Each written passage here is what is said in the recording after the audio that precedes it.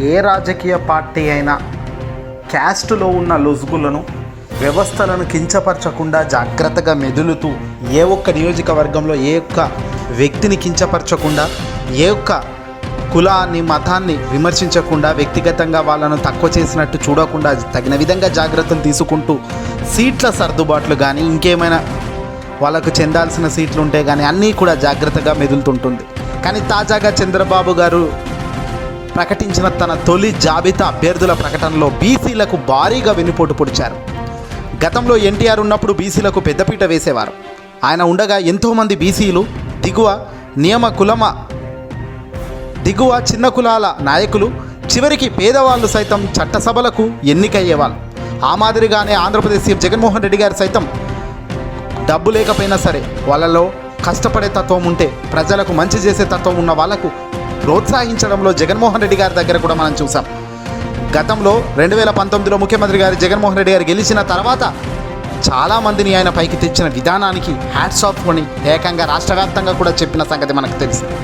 కానీ తెలుగుదేశం పార్టీ పూర్తిగా దీనికి భిన్నంగా వెళ్తుంది.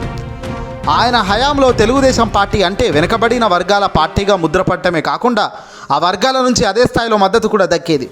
కానీ చంద్రబాబు నాయుడు ఎన్టీఆర్ తర్వాత వచ్చి పార్టీని వెన్నుపోటు పొడిచి పార్టీని లాక్కున్న ఈ పెద్ద మనిషి బీసీలకు వెనక బెంచ్కి నెట్టేసి కేవలం డబ్బున్న వాళ్ళు మాత్రమే ముందుండాలి అనే తట్టుగా తీసుకొచ్చాడు.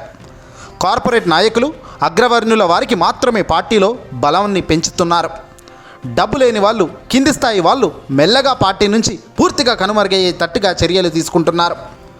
బీసీలంటే వర్ణ వ్యవస్థలో కింది కులాల వాళ్ళు కాబట్టి వారిని కిందనే ఉంచాలన్నది చంద్రబాబు తత్వం.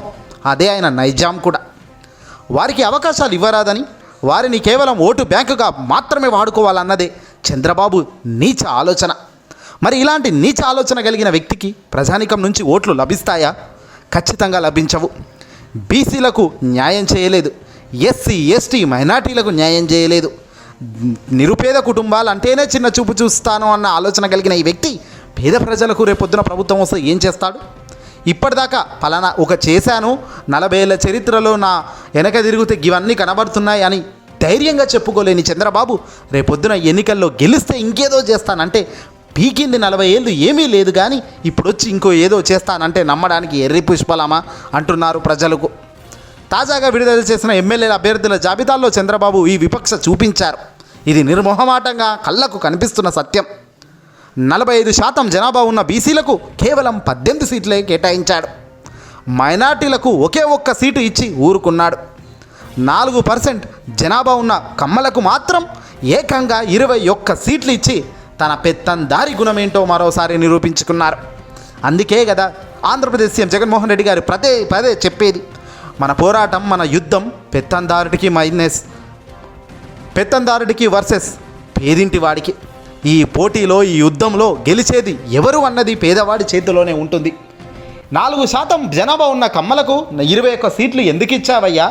45% జనాభా ఉన్న ఈ బీసీలకు మాత్రం కేవలం 18 సీట్లు ఎందుకు ఇచ్చావయ్యా అంటే సమాధానం ఈ పొద్దు దాకా చెప్పడం లేదు టీడీపీ వాళ్ళు. గతంలో బీసీలు తోకలు కత్తిరిస్తానన్న చంద్రబాబు నేడు ఆ మాటను అక్షర సత్యం చేస్తూ నిజం చేశాడు. సీట్లు కట్ చేసి వారిని రాజకీయంగా కూడా వెనక్కి నెట్టే ప్రక్రియ చేశాడు. దీంతో చంద్రబాబుపై రగిలిపోతున్న బీసీలు మాకు టైం వస్తుంది సార్, మేము టైం వచ్చినప్పుడు వెయిట్ చేస్తున్నాము, టైం వచ్చినప్పుడు ఓటు ఎలా గుద్దుతామంటే జీవితంలో మళ్ళీ ఆ పార్టీ కనుమరుగుగా అయిపోతుంది, మళ్ళీ కనిపించదు ఆ పార్టీ అంటున్నారు. అవకాశం వచ్చినప్పుడు తమ ఓటు పవర్ ఏమిటో చూపిస్తామంటూ బీసీ వర్గాలు పిడికిలు బిగించి మరీ రెడీగా కూర్చున్నారు. ఎన్నికలు ఎప్పుడైనా బీసీ మొత్తం ఏకమై బీసీలందరూ ఒక్కటై జగన్ గారికి అండగా నిలబడతాము, జగన్మోహన్ రెడ్డి గారిని గెలిపించుకుంటాము, మా అభిమాన నాయకుడిని మళ్ళీ ముఖ్యమంత్రిగా చేర్చుకుంటాము అంటున్నాడే తప్ప ఈ కేవలం 4% జనాభా ఉన్న కమలకు మాత్రం 21 సీట్లు ఇచ్చిన ఈ పెద్ద మనిషి చంద్రబాబు నాయుడు మాకు వద్దండి. మాకు కావాల్సింది అన్నిటినీ సమానంగా చూసే ఒక నాయకుడు కావాలి. అందరికీ లబ్ధి చెందేలా సంక్షేమం పోయే విధంగా బటన్ నొక్కితే నేరుగా డబ్బులు పడే ఒక వ్యవస్థలో మేము ఉండాలనుకుంటున్నామండి అని బీసీలు అంటున్నారు.